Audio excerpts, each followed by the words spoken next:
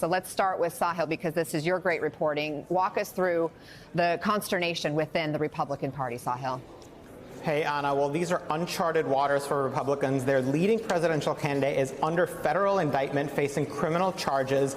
And we asked many Republicans on Capitol Hill the question, will you support President Trump in the 2024 general election if he's the nominee and he ends up a convicted felon by then? We got a wide variety of answers. Some of them say no, they would not be comfortable supporting him in that scenario, while many Republicans are keeping the door wide open to continuing to support him. And these answers kind of scramble ideological lines. So let's show some of these. There's Congressman Tim Burchett, who's one of the most conservative Republicans in Congress, told us, quote, no, honestly, on the surface, I wouldn't. He's talking about whether he's comfortable supporting Trump. It doesn't look good, he goes on to say, but let's see what the conviction says. Let's see if he is convicted. There's Congressman Mike Rogers, the chair of the House Armed Services Committee. He deals with classified information. He says, quote, we'll let the courts play out and I'll figure out what to do after that. I'm not getting involved in this, unquote. Essentially keeping his powder dry, one of the many Republicans who say, let's just wait and see, not ready to make a decision yet.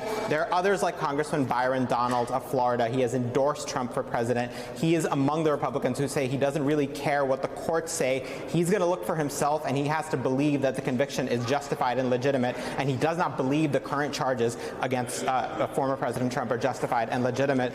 Donald says, quote, it all depends on what actually happens. I'm not committed to that because I haven't seen in other instances, or I've seen in other instances where courts do something and they are wrong. Now, the broader context of this, Anna, is that the early polling shows that the indictment has not dented Trump's support, his strong support within the Republican Party, within the primary base. A Quinnipiac poll yesterday found that he has 53% nationally of likely Republican voters. That's 20 points, or rather 30 points ahead of his nearest rival, Governor Ron DeSantis. One House Republican did tell us that it would be a major, major problem for many colleagues if Trump is ultimately convicted, but many of them are not quite ready to grapple with that yet, Anna.